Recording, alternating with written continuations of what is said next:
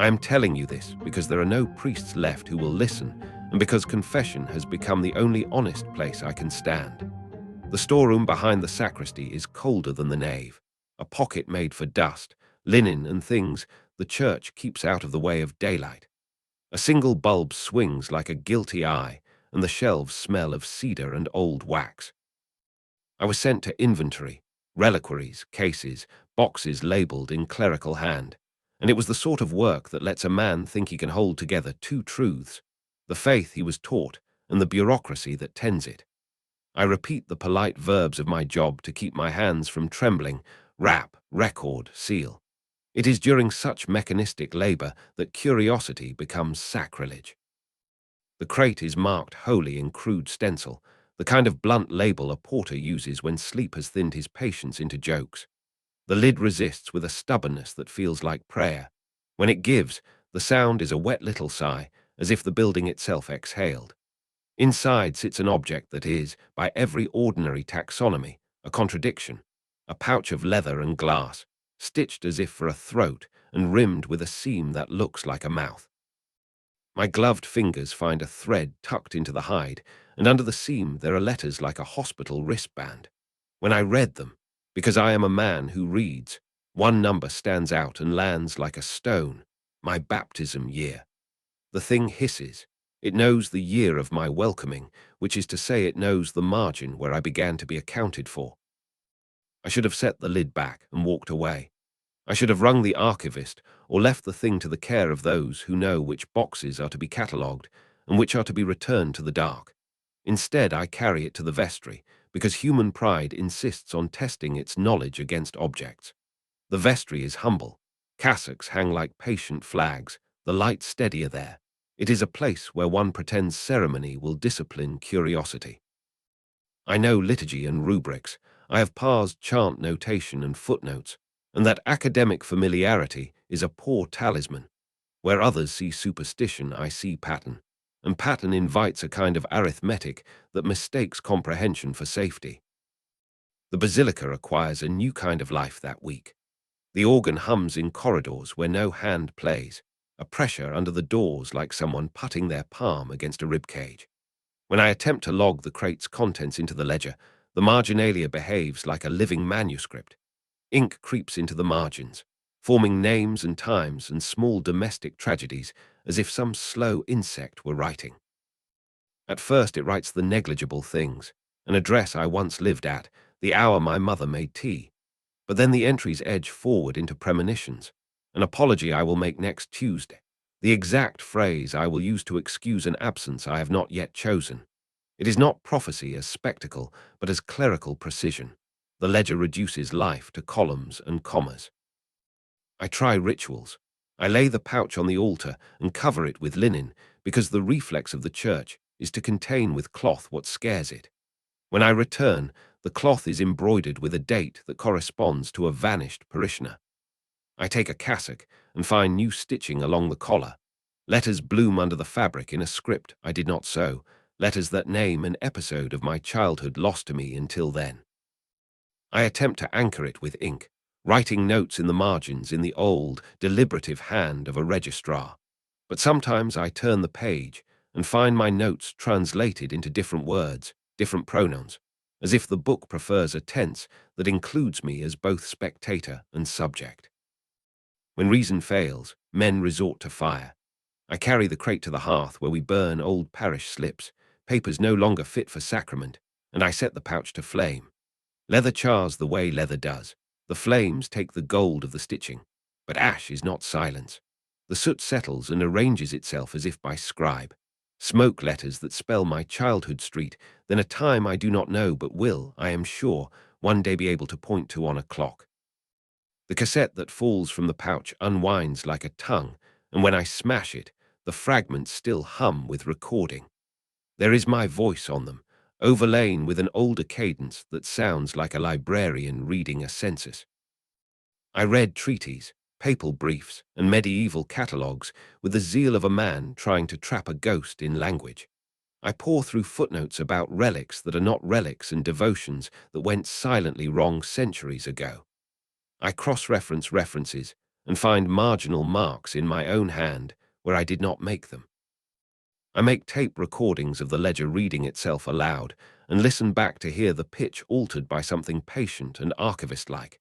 It adds parentheses of detail, curates my life into entries.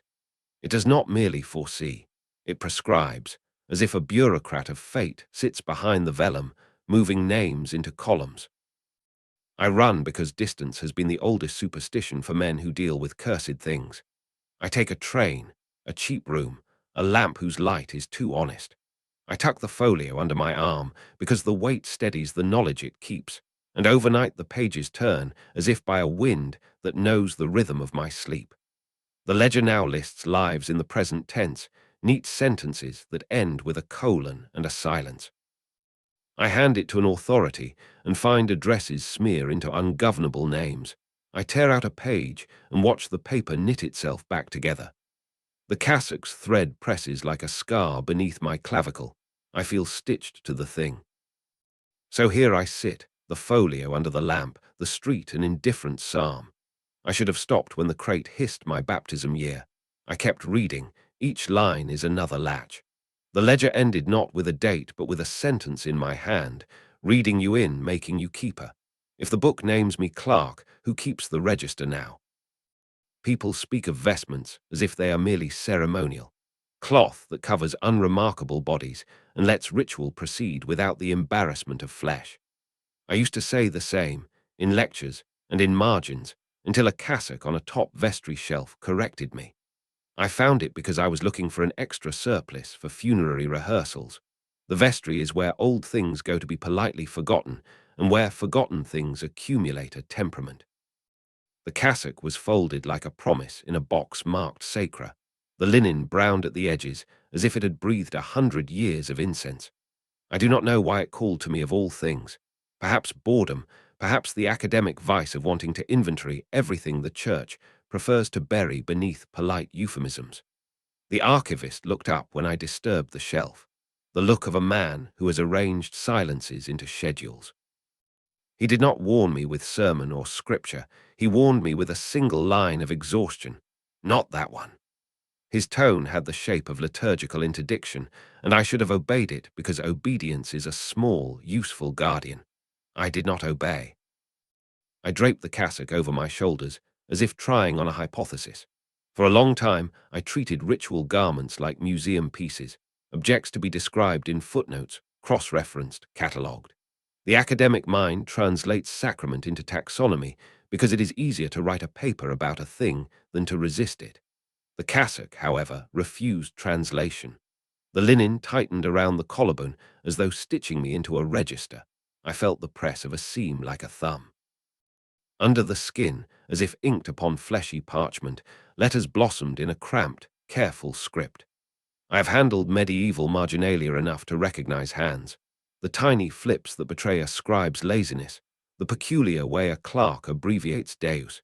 Yet this hand was older than the archivist's ledger, an italic that matched a docket of excommunications dated 3 centuries gone. When I touched my neck, my fingers came away with nothing but the chill of the vestry. The letters remained, insolent as printed law. I tried to treat it scientifically. I rinsed the hem in holy water from the stoop and watched the droplets collect on the embroidery like beads on a bead rosary. They refused to run. I subjected the collar to light and microscopy, to the dry arithmetic of thread count and weave direction. Under magnification, the embroidery was at once ordinary and wrong. Threads that resembled hair needlework that folded into ligatures that spelled not prayers but names. I set a missal atop the cassock, and the book bowed toward the collar as if listening. I wrapped the garment in a surplice and left it under the vestry table overnight, thinking mice or damp might undo its work. In the morning, the surplice bore no nibble marks, but instead an impression where a fine hand had written a single word, clericus, pressed as if by a finger of frost. Language is a poor barrier when something reads by implication. The cassock did not whisper prophecy in the florid tones of an oracle. It issued directives in the civic voice of a registrar. The embroidery corrected my marginalia. Where I had written possible coincidence in my notebook, The seam altered the E to an in the margin, as if the cloth were editorializing. Possible coincidence, read suddenly as prosaic coincidence, converting chance into intention. It seemed to prefer nouns of occupation. Verbs were lean and economical.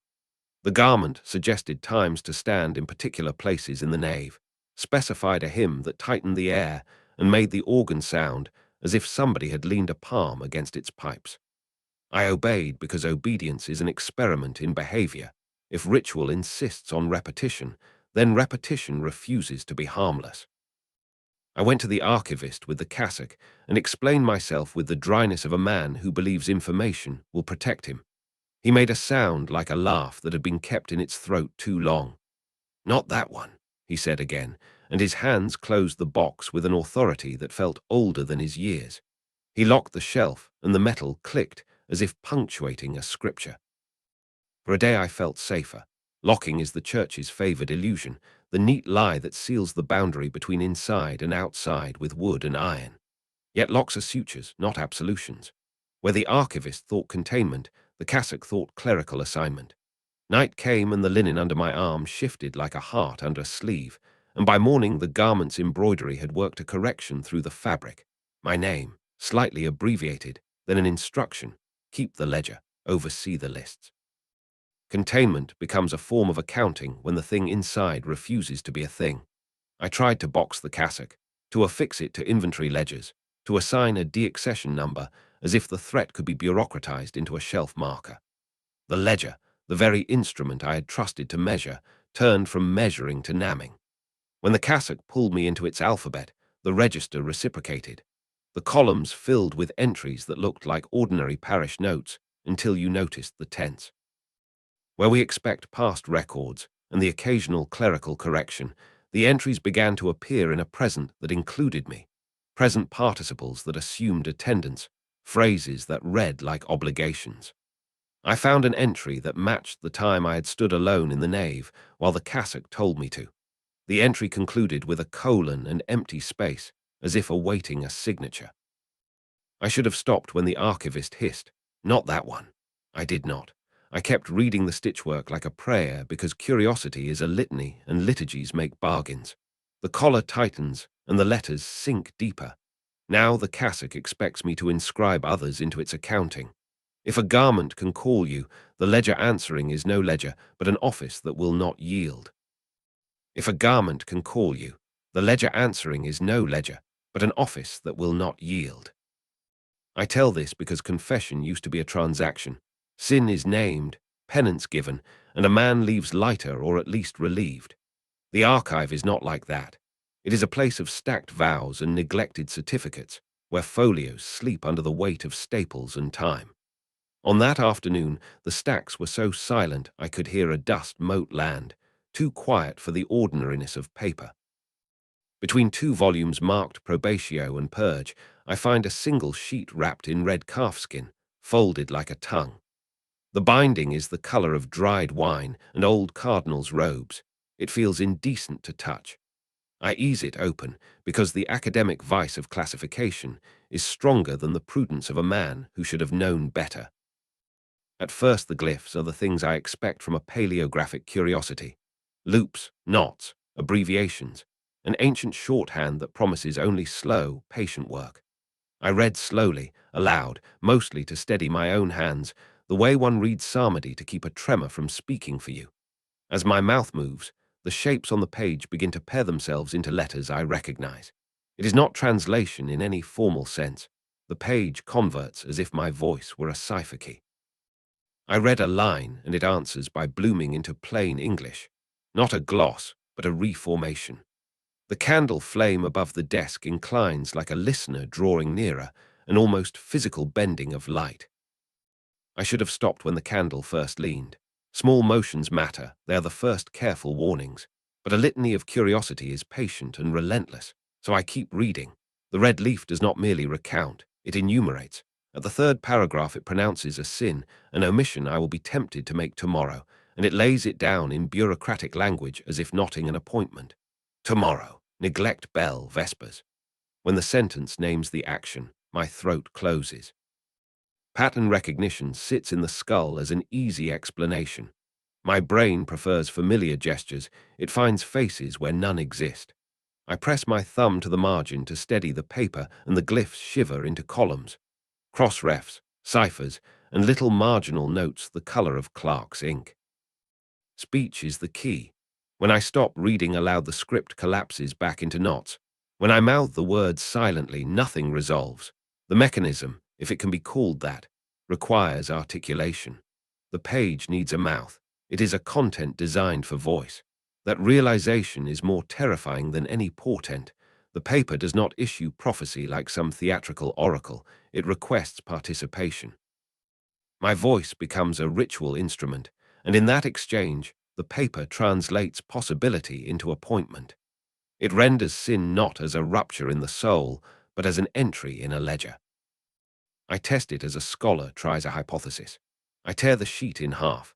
The fibers wrinkle and the script knots itself into continuity as if the page remembers itself.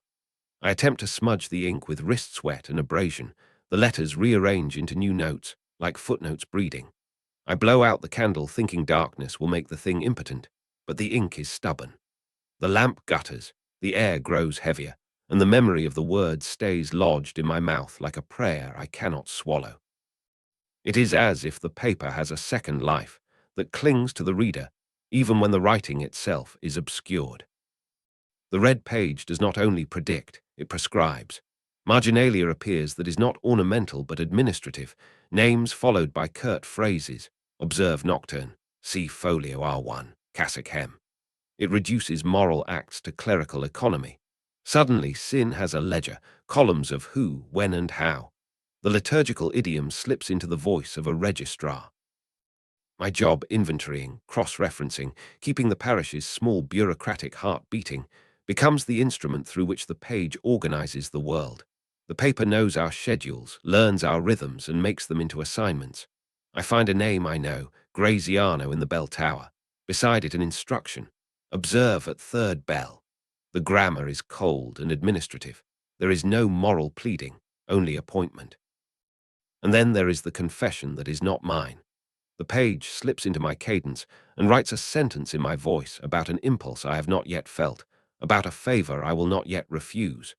The line reads as if composed by me, and yet I have never thought it. Its rhythm is familiar like a remembered hymn. That is the strangest cruelty. The glyphs render my future omissions into textual fact, shaping my choices by recording them. I am both clerk and subject, the registrar who records the sin and the sinner whose act the ledger lists. The neatness of it is a form of violence, the way ledger lines can smother a life into columns. I go to the archivist because human testimony comforts a paranoid mind. He looks at the red binding and makes a sound that might be a laugh or might be a thin exhalation. He does not speak pure theology, he speaks provenance. Red calfskin, burn stack, not for catalogue. His hands tremble as he points out the fire register, as if he keeps a list of what should be made ash. He has seen pieces that attend to the wrong things, pages that bind a person to a function rather than a faith. He is not sentimental. He understands containment. I should have handed it over. I did not. I take the folio home under the pretense of custody. The city sounds different at night, but under my lamp the page grows bolder. I read it and reread it until the letters feel like bone. The more I read, the more it teaches me to expect. Who will be absent? Who will answer a bell? What small accidents will be read back as destiny? The page stitches me into the seam of a ledger that is patient and chronicling. I am terrified not by the predictions themselves, but by how readily I begin to obey them, how the knowledge becomes instruction. If paper can predict flesh, what law have I already broken, and which hand pens the marginalia that now includes me? I keep reading because each line promises understanding, but all I find are ledgers arranging me into someone else's absolution, forever pennied. The pulpit is a place that expects a voice to stand above it. It expects projection, authority, an utterance that moves a congregation. I am there because it is my job to inventory the building's accoutrements, because I have convinced myself that the church's anomalies are archival problems, not moral ones.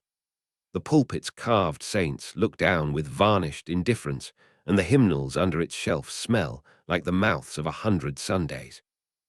It is in that hush, in the slotted shadow beneath the reading desk, that I find the thread. It is not the neat thread of a seamstress, but a ragged filament, frayed as if it has been followed and refollowed by fingers that were not quite the same. It hangs like an unfinished prayer, an invitation stitched into a margin, and I take hold of it because I am the kind of man who mistakes invitations for permissions. The crawl space does not begin with ceremony. It begins with a narrowing, a body's negotiation with darkness. I duck and the air changes, from candle-warmed nave to a hush that has been storing breath for years. The limestone is damp, and there is the faint, low odor of old vellum and the sweeter tang of something that used to be incense and has since been used up. The thread unspools ahead of me, taut as a vow, and I follow it like a penitent who cannot let go of the rope that guided him into a confessional. There are no footsteps but my own, and yet the silence below the cathedral carries the sense of being attended. I have the ridiculous, private feeling of being quietly observed by ledger-keepers who prefer that their clerks be unaware of their attendance. When the space opens, it does so modestly. A short flight of stone steps that lead to a door the size of an old wardrobe, its wood dark with age, and the faint impression of hands that have pushed it open many times. The handle is cool and brass, worked into a shallow knot of carved vines. I pause because I know the pauses of my life have begun to mean something else now. Pause is no longer merely decision. It is a measure of hesitation that the building reads as an answer. I touch the brass and it yields with less resistance than I expect. And when the door opens, the room beyond smells like hush and paper, and a little of the dust that rises from anything that has been catalogued for too long. What greets me is a room of lists. Shelves folded into the walls, small ledgers stacked like hymn books, single pages pinned to boards with the propriety of a chapel notice board. Names run down the pages in columns, neat as liturgical rubrics. Names, dates, brief notations. They are arranged like offerings. Each list seems to breathe in its own tempo. When I step closer, the pages tremble as if a breeze has found them, and when I blink, they move not because of wind, but because of a will of their own. The first time I touch one, expecting the satisfying papery resistance of a document, the page flutters and opens to a line that reads like a small prophecy composed in precise, clerical language, an appointment rather than a forewarning. The voice of the lists is not rhetorical flourish. It is a municipal clerk's economy. There is no sermon in these margins, only the dry language of administration. I should have stopped when the first list snapped closed under my fingers like a trap. It clicked with the sound of a ledger slamming shut, and for a beat the room held its breath with me. The last name on that page, an otherwise inconspicuous parishioner, was recorded with such finality that my throat went dry. It was not the name itself that made my skin crawl. It was the neatness with which the entry concluded, as if the ledger had been waiting for the moment to finish it. I expected the archivist's rational voice, catalogue, deaccession, preservation, but the space offered none. The lists were not inert. They were active instruments of arrangement, and I was, stupidly, a fingertip that had given them their motion. A list moved beneath my palm and turned to a page that read like my own future. Not in portent, but in appointment. The language detailed tasks, times, and small moral reckonings. It suggested that I would stand at a lectern on a particular Wednesday, carry a missal in my left hand, hesitate at the line where communion is offered, and choose, without declaring it, a silence that would be later read as absence. The prose was bland and bureaucratic, as if a municipal record had decided to swallow the moment it chronicled. I felt ridiculous, the academic urge to annotate, to cross-reference, to compare handwriting, and yet something in the room asked me to obey what the page recorded. It is a strange thing to feel your life rewritten in the clinical voice of a scribe. The heart does not protest elegantly. It panics. I test the lists like hypotheses, touching, nudging, speaking names aloud, and watching whether the ink reacts. Sometimes it does. A marginal note appears where no hand has touched. Sometimes it refuses. I tear a page from a pad to see how it resists removal, and the fibers tighten like muscle. I attempt to photograph an entry, and the camera's screen goes blank, as if microfilm is immune to being caught by lens. The ledger prefers the presence of the living tongue. The more I interact, the more a pattern emerges. These lists do not so much prophesy as they do assign. They distribute the congregation into duties and silences, and in doing so they make certain absences inevitable. If a list writes your absence with the economy of a deacon's ledger, the community will, in time, comply. Theology has its vocabulary for these things: premonitio, discernment, providence. But the room does not speak in theological abstractions. It records with clerical efficiency. The names are arranged like offerings because the lists demand exchange, and in that exchange, I find myself making bargains I did not consent to. I discover entries that are blank where a name should be, and the ledger seems to be waiting for me to supply it. I think of the thread at the pulpit, how it unspooled in the margin of the sermon, how one careless finger had led me here, and I wonder how many other threads are stitched into liturgy, unremarked by those who chant them. We assume liturgy is about memory. Perhaps it is also about inventory. I leave the room with a sheet clutched in my hand, because the particularity of the human heart is to pluck at knowledge like a wound. At home, under a lamp, I read myself into the columns until the lines blur into the ledger of my life. I tell myself again that I should have stopped when the last name closed like a trap, but I keep following threads because knowledge is a habit, not an act. How many doors will open because I walked through one? How many lists will demand the names that my hands are already ready to write? If one thread can unspool a pulpit and open a room of ledgers, then how many other prayers have been stitched into keys I have yet to turn? I take to marginalia because it looks like work. In the archive, there is always a defensible task: transcribe, annotate, index.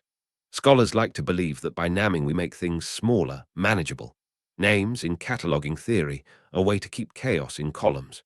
I open a folio and start at the edge of a page where the scribe once doodled a curious knot, and I tell myself this is prudence more than curiosity, so that the archivist sees ink on paper and not my hands groping for doorways. The margins are a kind of quiet architecture. They allow a man to convince himself he is busy and therefore safe. For a while I believe that. For a while the ledger hums like a clock, and I comfort myself with the mathematics of lists. Ink, I learn, has appetite.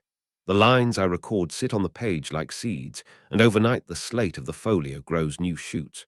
When I return the next day, the neat columns have shifted into associations that my notes did not intend. Names are paired with months, with hours, with terse Latin verbs: difficere, abscondia, nascita. It is not poetic prophecy, it is procedural. A name by March reads like an obligation. Beside it, a tiny note in a clerk's hand: vol. R5 suggests provenance and appointment. The script does the work of a registrar rather than an oracle, laconic, administrative, indifferent to drama. The book does not demand that one tremble at its foresight, it simply arranges what will be accounted for. I begin keeping my own list, a ledger of marginalia. I write names I recognize: Sacristan Tomas, Widow Bernal, the boy who rings vespers, and I add dates because calendars make the mind feel sovereign. The folio answers, not theatrically, but with the economy of a clerk doing his duty. Tomas is paired with the 10th. Bernal's line bears a caret that aligns with a parish register. The bellringer's name sits next to an hour that is oddly precise. It is as if the book is building a calendar that notes what will be taken and when. The more I catalogue, the more the ledger cools, like a body being prepared for some necessary, clinical accounting. I test for fraud, for trickery. I photograph a page and the image comes back grainy and unformed. The camera cannot catch the way letters rearrange. I place tracing paper over the margin and find that the strokes continue beneath, as if the ink writes through palimpsest. I set up a small lamp and a magnifying glass and watch in the blue light as a name forms letter by deliberate letter, not by hand, but by some slow internal motion in the fibers. It is patient, not hurried. The script is clinical in its neatness, as if the thing intends not to alarm but to be believed. I measure with calipers. I time it with a watch. The letters do not care for my tests. They are a method indifferent to curiosity. The terror of cataloguing is that it makes you a participant. I begin to dream in column headings. In sleep, I see dates and dashes, names in tiny blocks like tiles on a Scrabble board. I wake with the taste of ink, and sometimes with the shape of letters impressed like bruises along my palm where I have held the page. One night I stir and my hand writes at the bedside without my consent. When I look, an entry has been formed in a hand not my own, but that matches the ledger's clerkly stroke. The name is unfamiliar, and yet it uses the cadences of my own speech, as if the register borrows my voice to annex me. The book is teaching me subdivisions of identity. It is in those long, sleepless hours that the ledger counts me back. I find, by accident or design, a sheet that bears my initials in an unfamiliar cadence. Underneath, in a hand that is at once precise and terrible, there is a name that is not yet mine, a family name appended to my own, an inheritance of absence that I have not consented to. The timing is precise. The ledger appends a date and an hour. I lock the book, wrap it in a cloth, and I carry it to the church steps with the intention of placing it in the poor box or under a stone. It is too heavy to leave, and at the same time too dangerous to keep. When I set it down for a moment to catch my breath, the margin reopens and a single italic stroke has been added. Expectere. Who is keeping these entries when I sleep? It is not a person in any ordinary sense. Sometimes I imagine an office, a scriptorium where clerks with slow hands sit and move the columns like pieces on a board. Other nights I envision a single patient presence, a registrar that is not person, whose ledger is broader than we are. Perhaps, I tell myself, there is a theology for this. The Church keeps records not merely of sacrament, but of stewardship, and somewhere the divine calculus makes room for an accounting that is not pastoral but administrative. If providence keeps books, then perhaps the ledger is providence exercised as bureaucracy, and bureaucracy is indifferent to mercy. I should have stopped when the ledger first wrote a name in my palm. I did not. I kept counting because the act of recording makes me feel useful, as if by cataloguing I could reverse the motion that arranges people into absence. But the more names I tally, the colder the book becomes, as if it absorbs what I write in exchange for an entry. The ledger is not idle. It is hungry for authority and will. When I read its columns aloud, the names rearrange their order, and the world adjusts in small, obedient ways. A bell rings a minute later, a streetlight flickers, someone cancels a visit. The ledger does not need to shout. It asks, and the parish, trained by habit and by the ritual of forgetting, complies. So I catalogue. I write with a legalistic hand and tell myself that names count as resistance. I cross-reference births and absences, try to find pattern in pattern. But when, at night, the ledger finds my signature and appends to it an annex I have not authorized, I realize that resistance is bookkeeping too, and I have become one of its clerks. It will not be gentle. It prefers neat arithmetic to mercy. If the ledger writes me as clerk and subject both, who will strike my name from the margin when the counting ends? The confessional at St. Lucan's is narrow enough that two people share the same breath more often than they share the truth. I have sat in rooms before where absolution is a polite ritual and palms are pressed to clefts of the soul. This booth is thrift store holy, repaired leather, a rosary with missing beads hung like a makeshift curtain.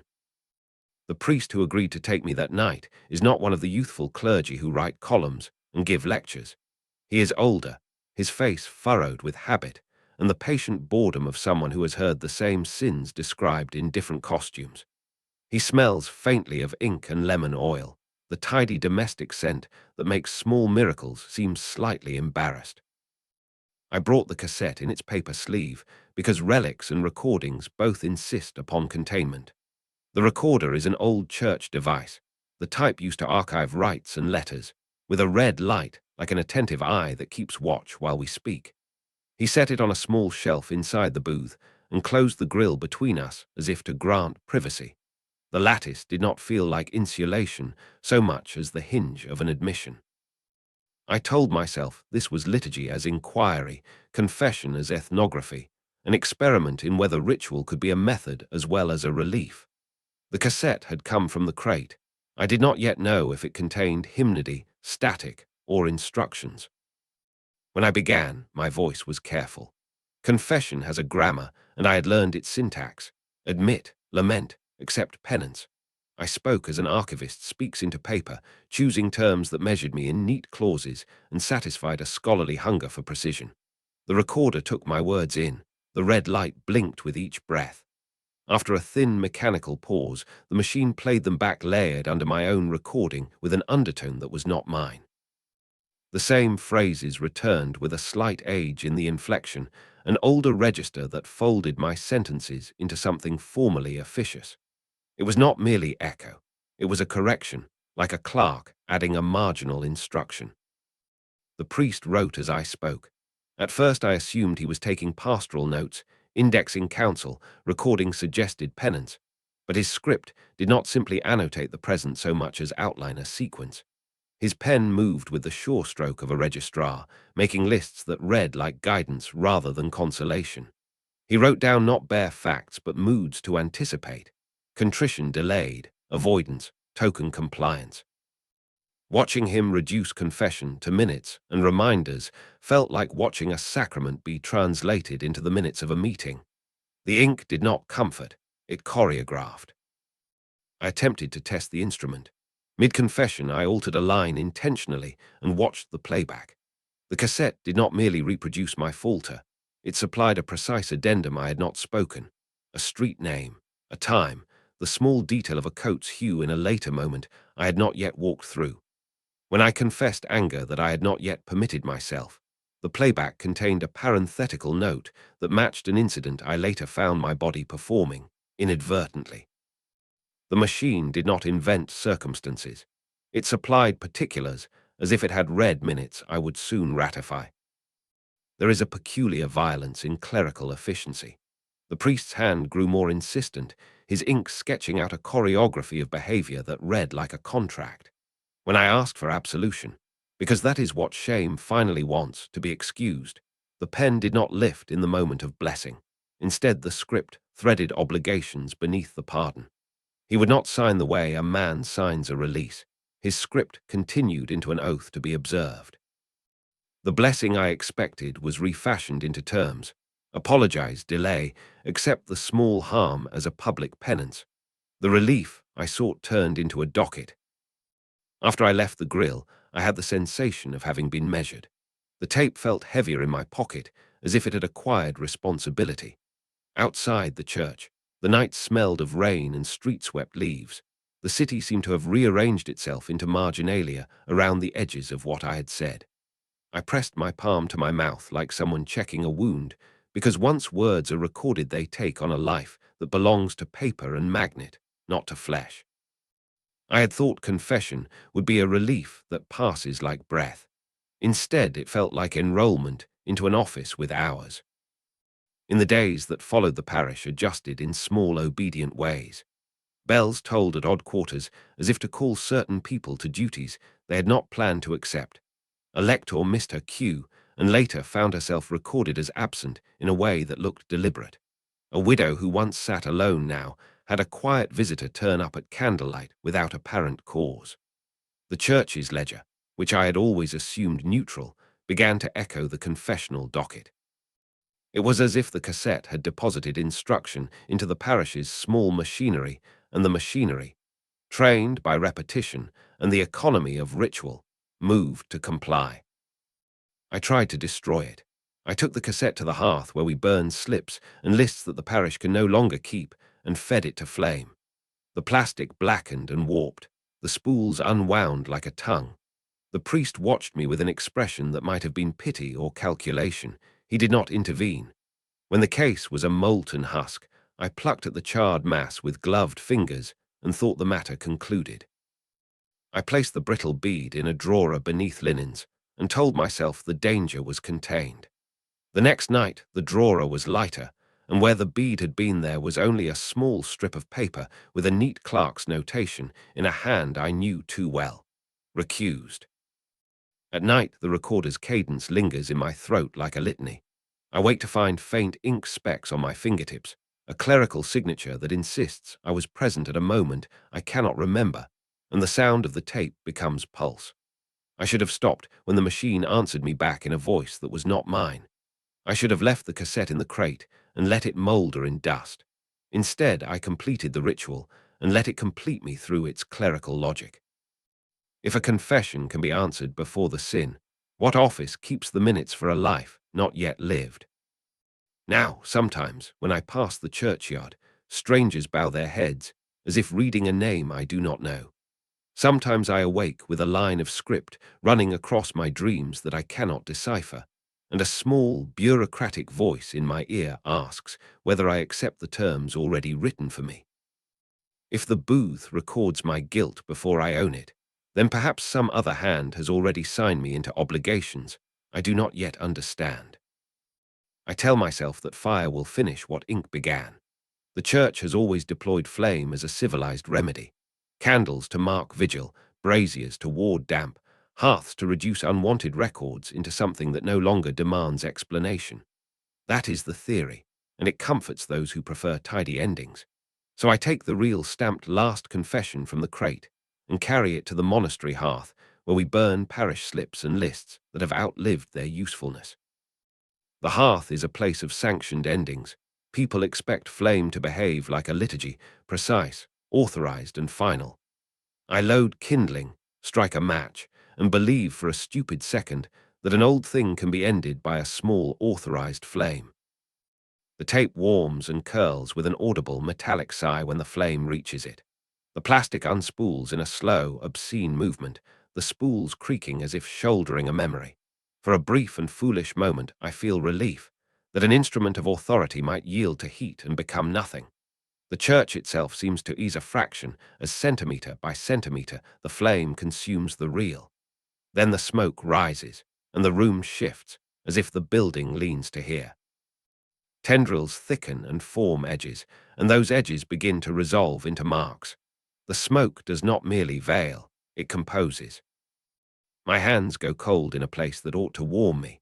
I cup my mouth because the smoke tastes of damp vellum and old confessionals, and that grain scratches at the inside of my throat. Ash begins to fall with an intention that unsettles me. Specks land like commas, thin streaks fall like dashes, and heavier smudges drop like full stops. The soot settles on the hearthstone, and with a patience that feels clerical, arranges itself into small inscriptions that I can read, one after another. They are petty and domestic and precise. My childhood street, the chipped tile from my mother's sink, the bench by the river where someone once offered me a coin. Ordinary things, rendered with the cool arithmetic of a registrar. I should have stopped when the cassette first cracked under my hand. I did not. Curiosity is a stubborn heir, and I keep translating the translation. The ash performs its work with the tidy economy of office work. A place, an hour, a small permission, a notation. It becomes clear that the reel recorded more than voice. It recorded consent. The tape collects moments when I stepped aside, when I accepted absence rather than intervention, when omission felt easier than action. The burnt reel becomes an inventory of complicity, and watching the soot list, my habits feels like witnessing a clerk lay charges. I press a gloved fingertip into a cool smudge, and a faint letter lifts to my skin. The ash smells faintly of rain and of the catechism that always rested on my mother's bedside table. I take a scrap of paper and rub the powder across it. The soot leaves a hesitant, reluctant script. In that grain, I find not prophecy but accounting. Entries that list what was permitted, clauses of absence, marginalia that treat omission as arithmetic. The flame I trusted to unmake offers me instead a ledger authored in charcoal. The translation makes me complicit in the bureaucratic ordering of memory. At night, the reel's hiss takes up residence in my dreams. I wake with the sensation of a spool unspooling inside my ribs and the phantom friction of paper across my sternum. Once, very early, I heard my childhood street's name breathed through the parsonage slats, as if someone had read the hearth aloud into the rafters. Each morning I check the hearth as if ritual might confirm absence. Often there is only fine dust there, but the dust has arranged itself into ordered little lists as though the house keeps working when no one watches. The domestic spaces of my life begin to feel annotated. I take samples of residue to the archivist and watch his practiced face go taut. He handles a sliver with tweezers and peers through a loop. Transliteration, he says, not as a confident diagnosis, but as a name that might domesticate the danger. He tells me about reels burned in earlier purges, tapes the Vatican itself insisted be destroyed because they contained sequences the liturgy could not digest. His voice lowers when he says it. The anecdote is half-doled and evasive. We are trained to believe that burning is final, and his memory suggests otherwise. The institution has tried to tidy such things away and failed. We set to work with the grim efficiency of men frightened by their curiosity. We grind ash into a slurry and write with the paste. Letters appear, though reluctant, as if memory grants permission grudgingly. We photograph dust under microscopes and watch motes assemble into ordered strokes that a camera struggles to capture. The conservator writes a cautious, hedged report, material migration, patterning, pareidolia, and his language politely narrows the phenomenon into terms the Academy can accept. Science attempts containment with qualifiers and margins, but the phenomenon refuses to be flattened into a table. The soot's grammar persists. I tried other remedies, because I was desperate for a different answer. At dawn, I walked to the river and scattered a scoop of ash into the current, imagining water could carry the memory further than flame. The powder spun in eddies and clung to reeds like tiny letters, and a dog on the bank barked at something only the air had said. The fisherman crossed himself without explanation. I wrapped a pinch of residue in linen and buried it beneath the cloister roses, convinced that soil might be mercy. The ground covered the parcel politely, and I slept as if the earth were a promise. Morning came, and the parish had shifted in small obediences. A bell struck at an odd quarter. A neighbor left candles on a sill she never tended before. The town rearranged itself in tiny, obedient edits, as if marginal notes had been executed. I had hoped flame would free me. Instead, it taught me to read. Where I intended erasure, the hearth performed translation, confession transposed into the geography of a life. The house reads me back in soot, and I read those marks as though they were an office book. My river bench becomes an account entry, my mother's radio a clause, the chipped tile a marginal comma. The more I try to scatter the dust or wash it away, the more the smoke coheres into sentences. Burning is not undoing. It annotates the world with heat and patience. If ash can be read like ink, then what did I fail to burn when I believed I was starting over? I pass the river bench and feel the ash's grammar fold me into its clauses. I pause at the tile and perceive where a marginal comma now rests, where a child's laugh used to be. Memory has been made an instrument of accounting. Flame has proven itself a most efficient archivist. I have become legible to clerks with patience and soot, and I am learning the terrible arithmetic of their records. If flame translates confession into the handwriting of my life, then perhaps the final burn was not an end at all, but the moment I made myself accountable to records I cannot unwrite.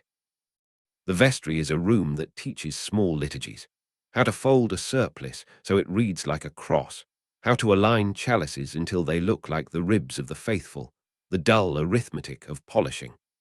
I arrive after the day's errands when the basilica is a husk of shadows, and the only lights are the amber bulbs that hum a tired, electrical chant. The brass sits in rows on a long table like a line of sleeping mouths, candlesticks, nameplates, small plaques that record donors, and the dead in neat serifed relief. Polishing is supposed to be a devotional act of order. It is work that keeps hands occupied and conscience polite. That night, I tell myself I am doing stewardship.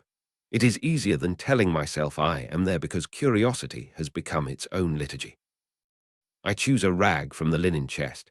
It smells faintly of starch and lemon oil, and the cloth has the comfortable softness of something that has wiped many palms and polished many altars. The rag is ordinary, except for one practical truth. Sometimes ordinary tools are made for extraordinary ends. I set the brass before me and begin with gentle circles, the motion a prayer that asks nothing and expects less. There is a rhythm to it. Shoulder, wrist, elbow, small motions that produce an honest shine. The metal obliges at first. Reflected light spills across the room and makes the vestry look bigger than it is, as if tidiness could expand space. The nameplate resists. It is a donor plate, the sort with an engraved name and a tidy date, the sort of thing meant to be touched only by the gloves of a registrar. I lap at the letters because polish reveals relief, rub until the tiny ridges catch the light. At first I think the resistance is merely grime. The brass has been slept on by dust and the breath of 1,000 evenings. The rag is firm, and my wrist learns its grain. Then, on the third pass, the metal emits a sound that is not produced by metal so much as by a throat pressed into steel. It is a low, wet vowel that spills out between my gloves and the plate, and for a second I mistake it for the building settling. I should have stopped then. The archivist's warning, not that one, tracks through my mind like a footnote I failed to consult. But the sound is a curiosity, and curiosity is a hunger with the patience of prayer. I press harder, thinking the rag has snagged a burr, and the note resolves into something like a syllable. The plate sings vowel by vowel, first an that is small and whimpering, then a drawn O that sounds like someone trying to push words through a closed mouth. The sound is instantly human. It is not a hallucination. My hands feel the tremor as if the metal's voice were transmitted through the fibers. The rag reddens. Red is a word that returns in the archive, a binding, a ledger, a tape that burned into ash like a sentence. The cloth darkens in stages like a tide, and when I glance at it I see not dirt but a faint, persistent staining that wets the linen into a color like old confessionals. I wash my hands as if that will help, but my palms smell of lemon and something older, a copper tang that does not belong to the brass alone. The sound does not stop. It grows bolder, vowel by vowel becoming syllable, syllable into a cadence that is nearly a plea. It begs for release, for the violence of being read aloud and thereby finished, or for mercy. It sounds like a throat wanting absolution and also like an accusation. There is a peculiar perversity in the act. Cleaning is meant to silence the past by making it shine. Here polishing performs the opposite. It unmasks what a name hides. Each pass of the rag strips a little more lacquer from the thing's skin until something under the letter's curve breathes. Names, which were supposed to be static, donor, memorial, become active agents. The plate does not speak of its donor's good works. It pleads in vowels about the small violences done in the name of piety. The more I rub, the more detail surfaces. A date becomes an event, an address becomes a place where someone was left, a simple dedication becomes a ledger of debt and omission. The sound is not sanctified, it is the language of injury. I try different rags. I swap the linen for a cotton scrap, and the sound changes timbre but not content. The hardware boys taught us that polishing is technique. Technique becomes confession. When I use the rag provided by the sacristan, a cloth that carries the scent of incense, the note tightens into a gasp. My hands will not relinquish the motion. There is friction between stewardship and possession. The act of making it bright is an act of ownership, as if polishing a nameplate writes a small claim on the memory it bears. I start to feel as though the vestry expects my hands to do what tongues once did, to call when speech is forbidden. Thingness yields to voice in the oddest way. A cup that once served communion creaks when I wipe it, and a small clatter falls from its inside like a swallowed word. I place my palm over the edge of a plate and feel a pulse, faint and regular, under the metal. The vestry becomes a room full of mouths that will not be closed. I leave one brass beautifully burnished and return to find it wet with a clear film that smells of old blood and the sweet tang of regret. The once gleaming line becomes a razor that cuts memory into slivers. I should have stopped when the rag reddened. Instead, I press on because the liturgical mindset mistakes endurance for devotion. The longer you continue, the more you believe you are proving fidelity and not compulsion. It is a small, terrible addiction, the need to coax a sound until you are certain what it asks. My hands move as if possessed by habit, and each pass makes the pleading louder, until the vestry is filled with a chorus of vowel words that form into a syntax of grievance. The ceiling seems to lower to muffle it. as if the building itself is embarrassed by what we are doing to its names. Who provided the rag? That question is the first sane one to ask, because tools are seldom neutral. There is a dozen reasons it could have been. An errant sacristan, a hard-working volunteer with a habit of returning linens to the wrong chest. But there is another possibility that is quieter and older. Names are polished with rags supplied by an office that knows how to extract voice from metal. The rag becomes a stylus. The cloth is not merely absorbent, it is a conductor of confession.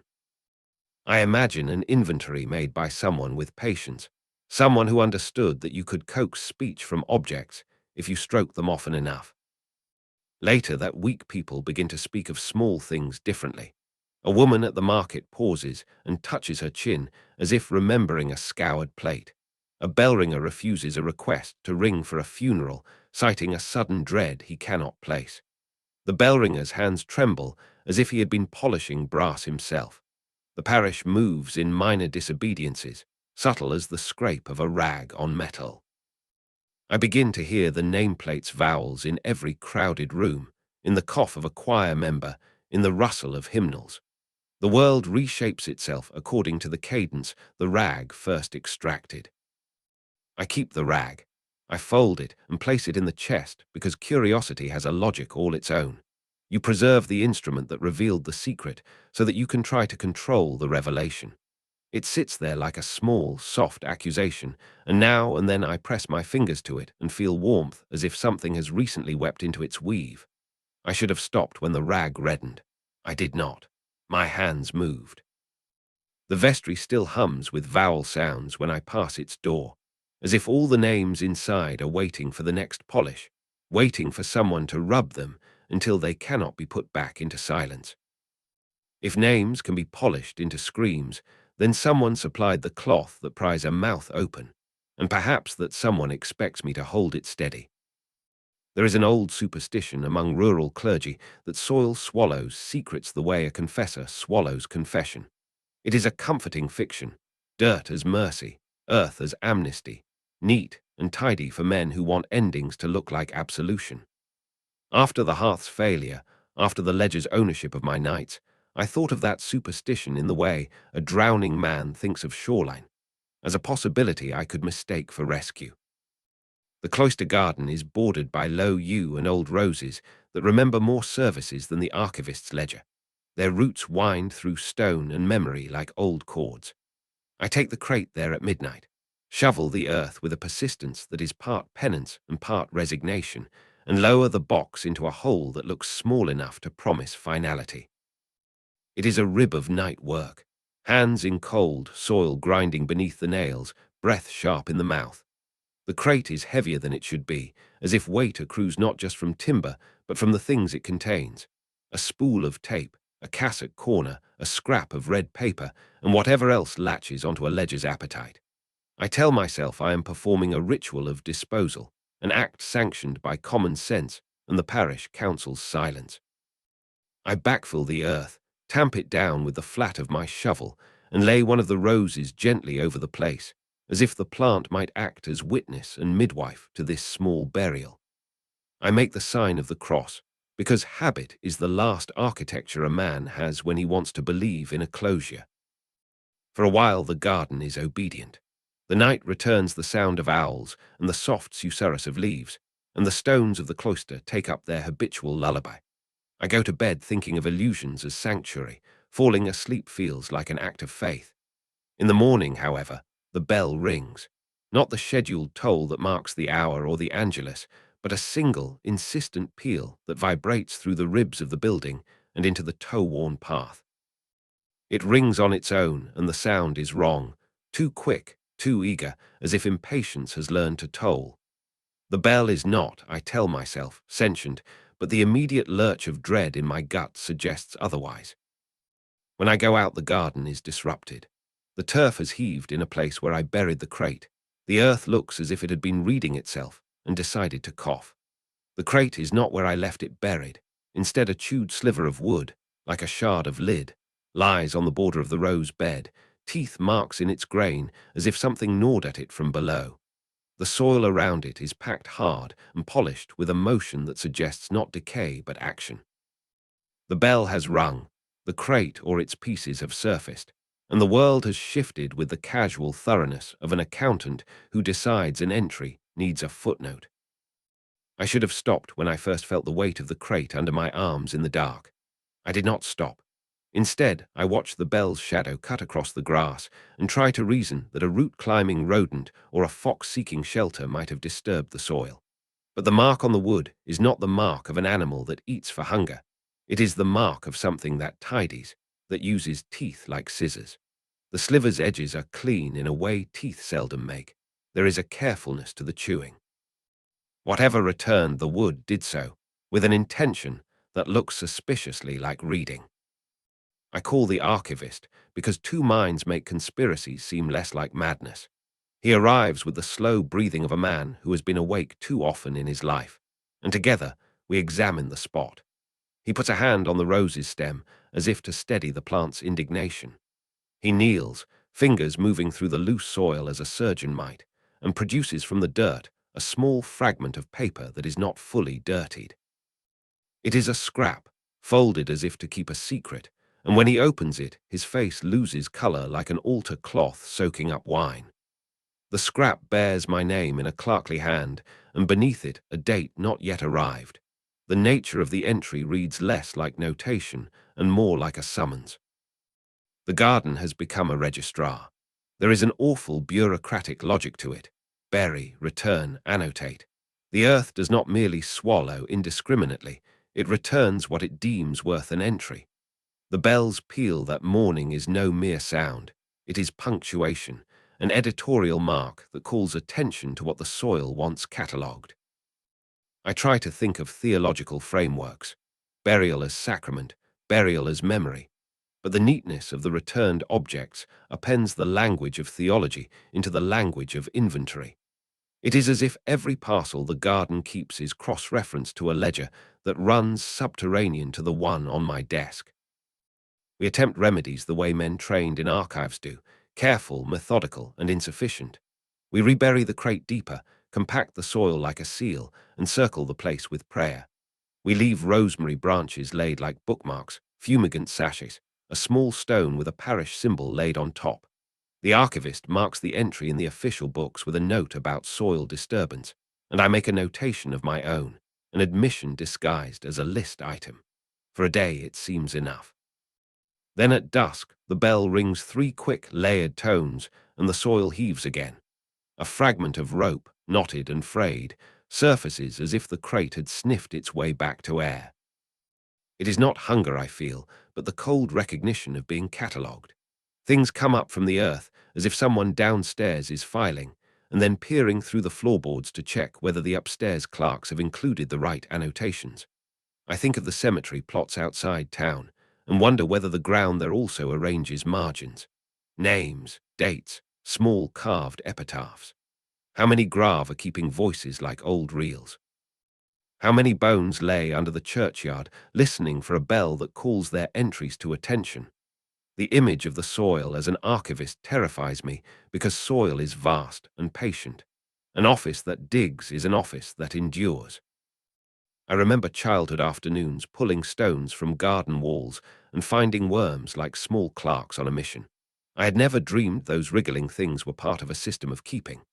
Now I understand my naivete, that we have always outsourced memory to the places we bury our small things and expect nothing back. The garden here does not merely preserve, it adjudicates. It decides which detritus is worth the world knowing and which sins can be left to rot.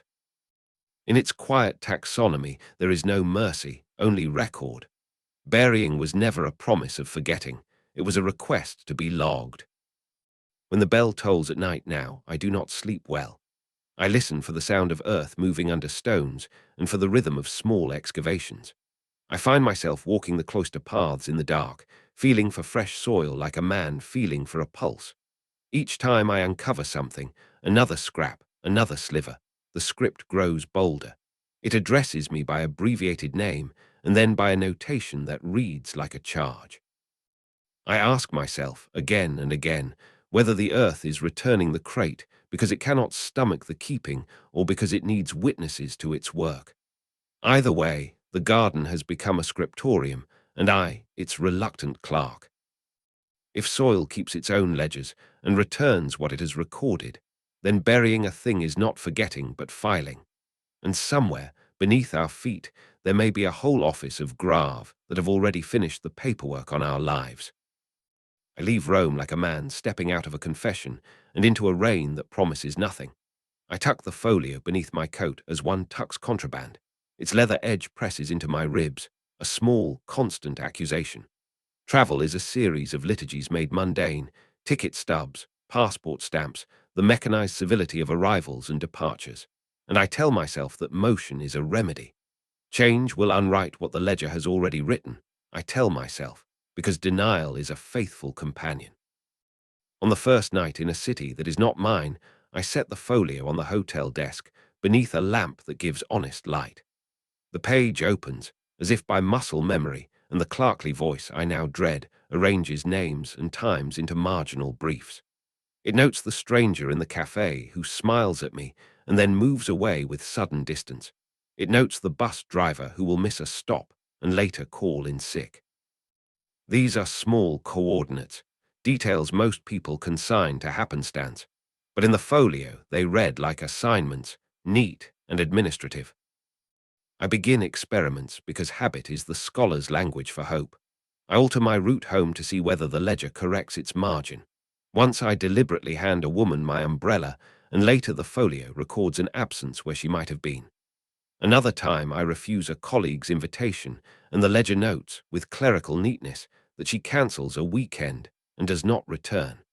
The pattern is not theatrical prophecy, it is procedural. The folio does not perform wonders, it schedules outcomes. Sleep becomes difficult. The folio sits on the nightstand, and in the dark its pages seem to breathe with a slow rhythm that I imagine is theirs. I try to photograph a page, thinking duplication will neutralize the power, but the camera yields a blank sheet where the original shows script. I try to copy by hand and find that my ink pools in the alcoves the ledger prefers, refusing to form the clerkly strokes that make an entry legible. The ink prefers presence. It prefers that a living tongue speak the names, as if the book needs witnesses to make an entry real. The psychological effect is corrosive. At first I resist. I slam the folio closed, vow never to read its margins again. But the ledger's diplomacy is patient. It offers small comforts disguised as information. A note that someone will leave town, which allows me to avoid them. A detail that helps me sidestep an awkward moment. That usefulness becomes contamination. I start making choices to see if I can reroute what the folio intends. Intervention only sharpens the ledger's precision. Where I try to divert, the book tightens. I seek institutional remedies. I bring the folio to an archive, to a conservator, to contacts in church administration, hopping to catalogue the anomaly into a neutral box. Each authority replies with procedural language, provenance checks, deaccession policies, conservation ethics, terms that diffuse responsibility. The conservator handles the folio with gloved hands and speaks of pigment migration and material degradation, but his microscope simply confirms the ink's resolve. He will not deny the entry, he only defers. The ledger alters how others appear to me. Friends answer phones with the odd timbre of someone who has acquired an appointment. A barista's, "He was here," lands like an annotation. I begin apologizing for absences I did not cause because the ledger's habit becomes mine, taking on responsibility as a form of penance. People move with the soft choreography of clerks given instructions. Late trains on nights a page names them. Appointments missed as if on cue. And the ordinary world begins to obey a script that was once private. At my lowest, I attempt destruction. I hold a single page over the hotel sink and burn the edge until it chars black. The smoke writes itself on the tile in a thin grey letter, and the ash settles into shapes that mimic the original script.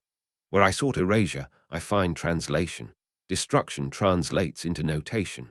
The folio survives my attempt and returns to its work with patient industry. The ledger is not only durable, it adapts and appropriates. I even try consular channels, thinking an embassy or national archive might treat the folio as an object of cultural property rather than a moral instrument.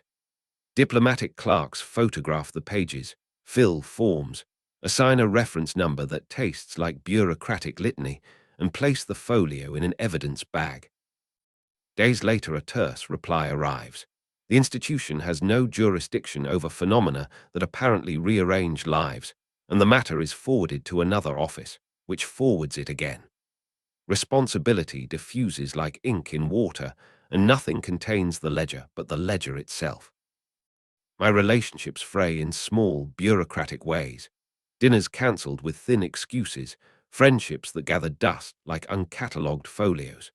A partner once asked whether the ledger had demanded anything of me, and I lied, which felt like signing an affidavit. Ledger entries make intimacy into paperwork. They convert kindnesses into fields to be filled and leave us performing mercy like clerks with tired hands. I hoard the folio because it also contains particulars I want preserved. A sentence of tenderness, a name that steadied me once in a crowd, a kindness I am afraid to forget. Sometimes I attempt misdirection. I plant false names among its notes and write prank entries to see if the folio's mechanism can be tricked. The ledger treats parodies as clerical material and converts them into corrections, folding the jest into a new list with the same neatness. It is not malevolent in any melodramatic sense. It is administrative. The ledger's cruelty is the cruelty of record keeping. It simplifies complexity into fields, and in doing so, it renders lives into schedules that are easier to manage than to free. I am tired in a way that is not simply bodily. There is a fatigue in being watched by paper, a different exhaustion from being tracked by persons. The ledger watches with the attention of a registrar who will not forget his entries. I keep telling myself the obvious remedies: burn it, lock it away, donate it to a vault, and yet I hoard the folio like a talisman. Perhaps I do this because the ledger also holds particulars I want preserved: a kindness, a voice, a detail that proves I was here. I should have stopped when the first entry named me. I did not. I left Rome believing that motion could abrade what the folio desired, and instead became its travelling clerk. If I cannot outrun what I carried, then I have become a vehicle for it. The folio sits on the chair by the window now, open to a margin that ends with an abbreviation and a colon, waiting for the hand that will complete the sentence. City lights smear like columns of unseen ledgers, and beneath that amber glow it is patient, clerical, inexorable. I feel it learning my handwriting as I sleep night after night. It waits for my signature like a clerk. If I can never outrun what I carried, then perhaps the ledger has not only followed me, it has already found the hand that signs my register.